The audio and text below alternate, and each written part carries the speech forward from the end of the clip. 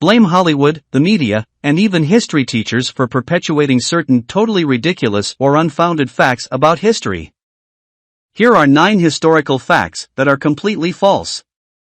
1. Jewish slaves didn't build the pyramids. This popular myth reportedly stems from comments made by former Israeli Prime Minister Menachem Begin when visiting Egypt in 1977, according to Amichai Mazar, professor at the Hebrew University of Jerusalem. No Jews built the pyramids because Jews didn't exist at the period when the pyramids were built, Mazar told the AP. Recent archaeological finds actually show that Egyptians built the pyramids themselves. The myth of the slaves building pyramids is only the stuff of tabloids and Hollywood. Dieter Wildung, a former director of Berlin's Egyptian Museum, told the AP, the world simply could not believe the pyramids were built without oppression and forced labor, but out of loyalty to the pharaohs. 2. Cleopatra wasn't Egyptian.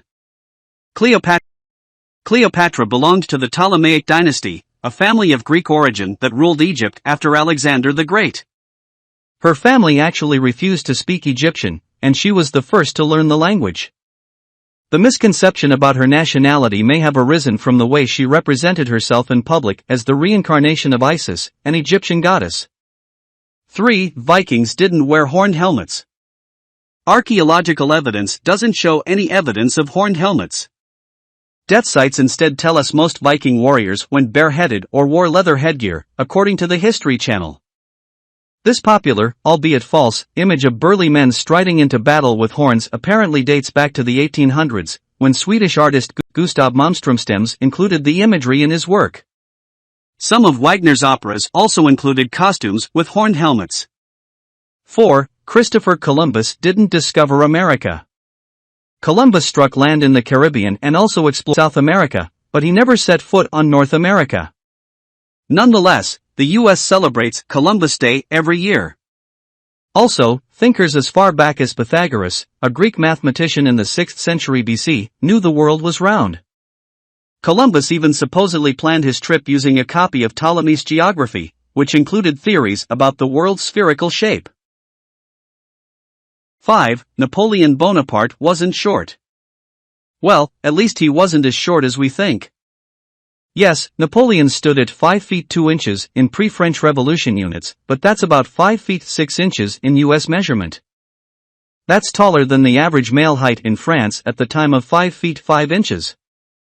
Napoleon may have earned the name Le Petit Caporal, the Little Corporal, affectionately. Still, we use the term Napoleon complex to refer to small men with inferiority problems. 6. Paul Revere never yelled, "The British are coming! British are coming!"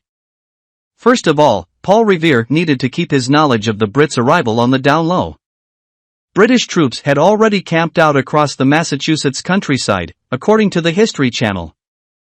Also, the colonists still considered themselves British. If anything, Paul Revere probably told people on a need-to-know basis about the regulars, the colonists' term for British soldiers.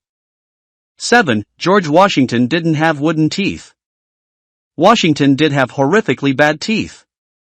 He even wore multiple sets of dentures throughout his life made of ivory, gold, and lead, but not wood, according to the organization that runs Washington's famed estate, Mount Vernon.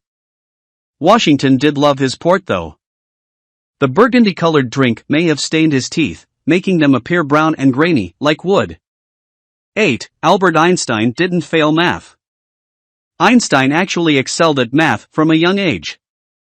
The rumors that he couldn't solve an equation started on Ripley's Believe It or Not. In his book, Einstein, His Life and Universe, Walter Isaacson wrote about Einstein's response to the Ripley's claim, "I never failed in mathematics. Before I was 15 I had mastered differential and integral calculus." Einstein's matriculation certificate, received at the age of 17, even shows the highest marks, a 6, in algebra and geometry. 9. Spanish influenza didn't originate in Spain.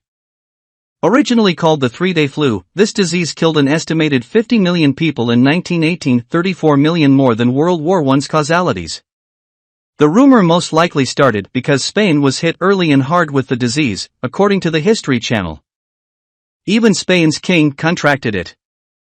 It's nearly impossible to tell where the endemic disease originated, but John Barry, based on all the evidence available, suggests the first case occurred in Haskell County, Kansas.